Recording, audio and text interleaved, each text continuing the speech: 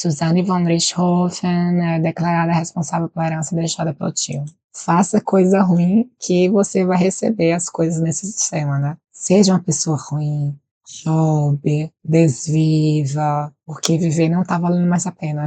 Tá vivendo uma vida boa? Melhor que a gente, mortais, né? Bom, agora a gente vai pesar um pouco o clima, tá? Porque a gente vai falar da Suzane von Richthofen. E, sim, é assim que se pronuncia. É um nome de família alemão. E eu falo alemão, tá? Enfim. Quem é a Suzane, gente? É um caso antigo, criminal, tá? Vou falar um pouquinho aqui pra vocês pra resumir. Uma das figuras mais conhecidas na história policial brasileira. Por quê? Porque ela, junto com os irmãos Cravinho, tá? Ela não era filha única. Ela planejou o desvivimento dos dois pais dela, tá? Simplesmente. Apenas. Ela não deu certo. Vou resumir aqui pra vocês. Ela foi presa, os irmãos também. Ela cumpriu aí boa parte da pena dela, só que não. Foi uma parte assim que chegou a ser a metade do que estava previsto. E a família dela lutava na justiça para que ela, filha dos pais, friamente, né, calculadamente, com intenção de desvivimento,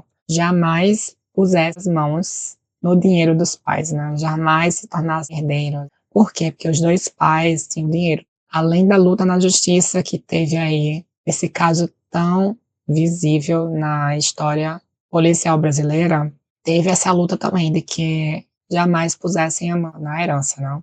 Infelizmente, esses últimos dias teve uma atualização da justiça a quem administraria a herança deixada pelo tio no caso. E pasmem vocês, sim, a Suzane von Richthofen vai administrar a herança do tio somente. Gente, já vi aqui na G1, vocês verem que não é fake news. Suzane von Richthofen vai cuidar do patrimônio de 5 milhões de reais do tio, mas justiça proíbe venda de bens. Tá, mas o quão longe será que isso impede ela de realmente tramitar esses recursos de uma forma que sirva para benefício próprio da mesma? Fica aqui a dúvida, né? Enfim, a justiça determina que ela passe a administrar e preservar os bens durante o inventário, não poderá vender, transferir, usufruir dos imóveis, contas e carro até partilha ser definida judicialmente. Então, assim, ainda não está claro exatamente quem vai ter direito a essa partilha. Deixa aqui essa pergunta também, que mais é interessante aqui, ó. Na decisão, o magistrado apontou 3 razões principais para escolher Suzane. Por que será que a Suzane foi apontada para administrar?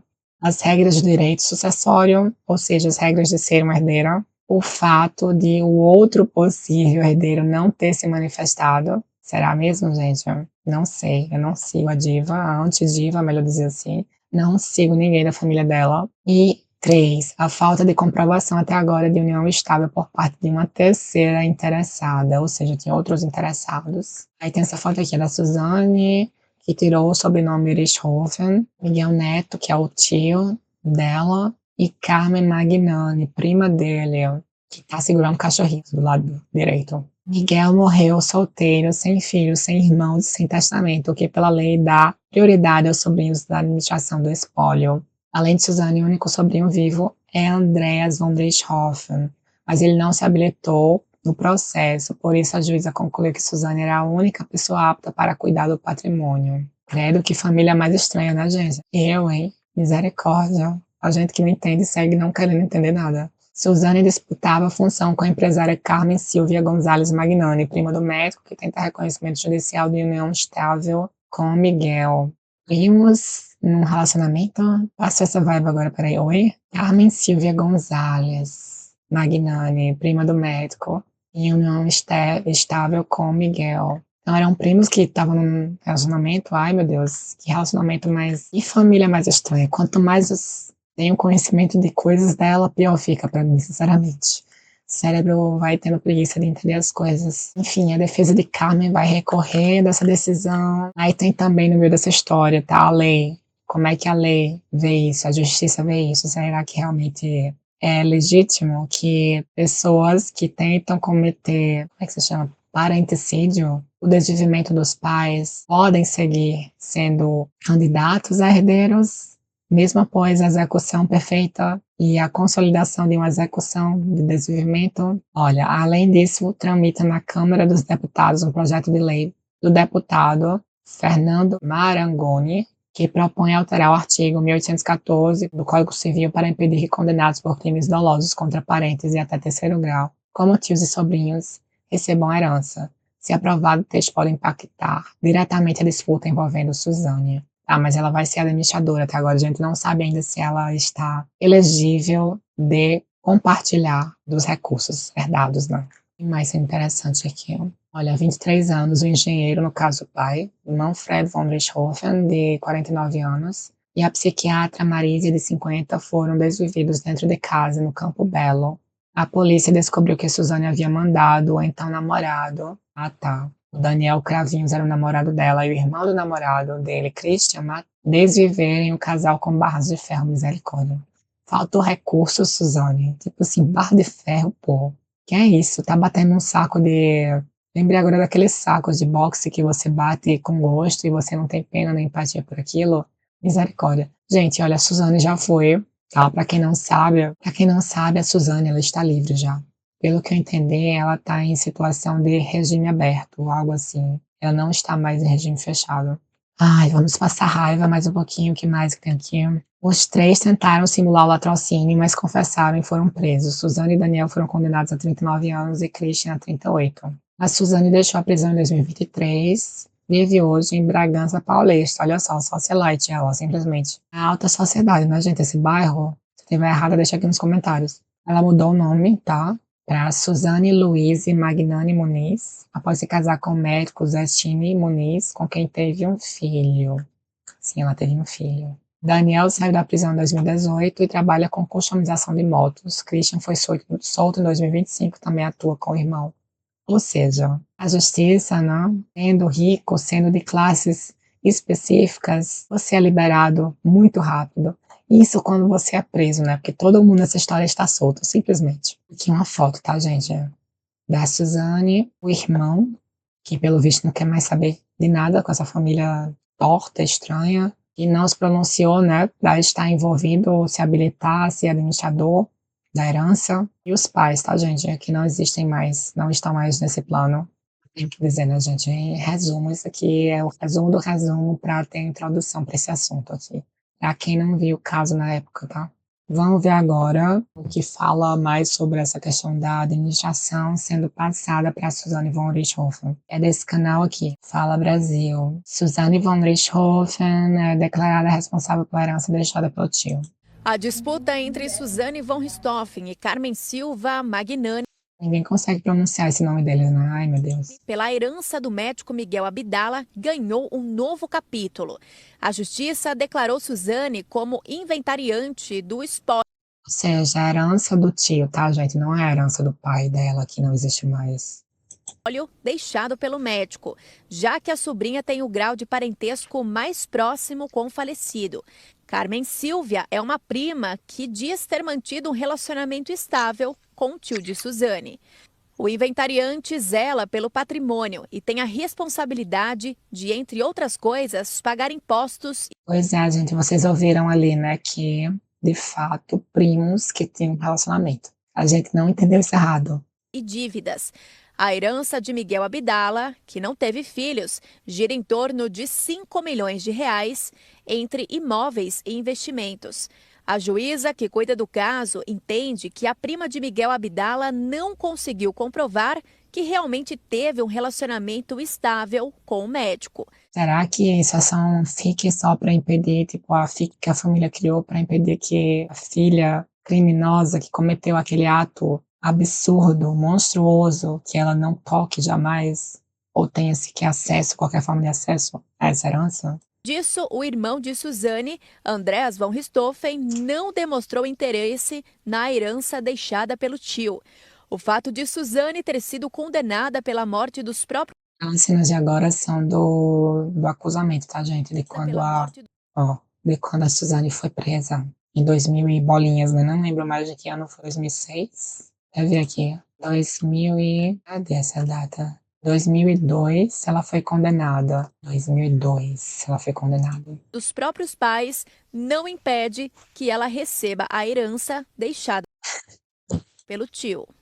Antes da decisão da justiça, a prima de Miguel Abdala registrou o boletim de ocorrência. A justiça A justiça é uma palavra engraçada, não é mesmo, gente? É um termo assim criado pelos humanos e ao mesmo tempo é uma entidade que existe nos sistemas que a gente lapidou como humanidade, mas e talvez não passe de um adjetivo, né? Tipo, ser justo, nada é justo nesse mundo. Então, assim, a justiça realmente é um termo simplesmente que é totalmente contraditório, para dizer o mínimo, né? E surreal, talvez, imaginário, mas que serve como ferramenta política, né? Para denunciar uma suposta apropriação de Suzane do carro e de itens da casa do médico, como lavadora de roupas, um sofá e uma bolsa contendo dinheiro e documentos do tio. Eu tava assim, quase ok, você vai ficar com a máquina de lavar roupa, mas uma bolsa com dinheiro, vocês escutaram isso direitinho comigo? Uma bolsa com dinheiro, essa história tá me cheirando uma coisa muito mal contada, viu, sinceramente. Suzane está em liberdade condicional desde 2023. Ela foi condenada a 39 anos de prisão pela morte dos pais, o casal Manfred e Marisa von Richthofen. Sobre a justiça ter reconhecido Suzane como inventariante da herança do tio, a defesa da prima de Miguel diz que a nomeação foi feita antes do encerramento do prazo concedido para a apresentação de documentos que comprovam a união estável mantida entre Silvia e Miguel, que se estende até o dia 10 de fevereiro. Ou seja, cabelo nesse ovo, né? Como é que é a expressão? Tem algo nessa mata? Tem onça nessa mata. Sinto o cheirinho de deslegislação. Além disso, os advogados informam que recorrerão da decisão. Suzane não se manifestou. Claro que ela não se manifestou, porque que ela iria se manifestar, ela tá ganhando nesse processo até agora. Oxi. Enfim, cheirinho de periculosidade, né, gente? Eu acho, assim, que a Suzane von Richthofen, ela podia, se ela tivesse a cabeça para isso, né, criar um perfume agora chamado Periculosidade, porque, olha, tudo ao redor dessa criatura cheira a periculosidade, sinceramente, gente, olha, nem querendo romantizar a situação não, tá? Eu abomino a situação, mas enfim, eu não podia deixar de dizer isso. E, né, fica aquela pergunta também na nossa cabeça. Tem muitas pessoas que gostam de falar a seguinte frase, né, de que, ai, não faça para os outros o que você não quer que façam com você, porque tudo de ruim que você faz vai voltar para você em algum momento.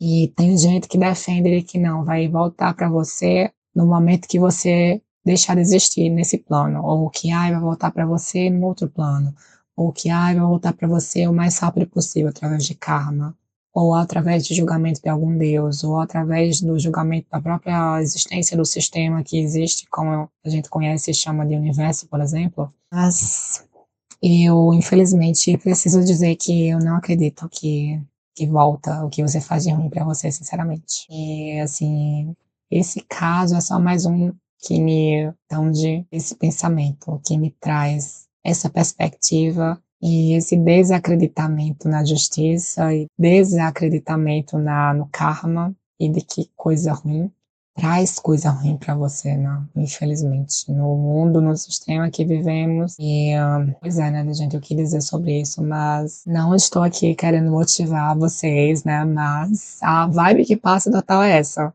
Faça coisa ruim que você vai receber as coisas nesse sistema, né? Seja uma pessoa ruim, jobe, né? Desviva, porque viver não tá valendo mais a pena.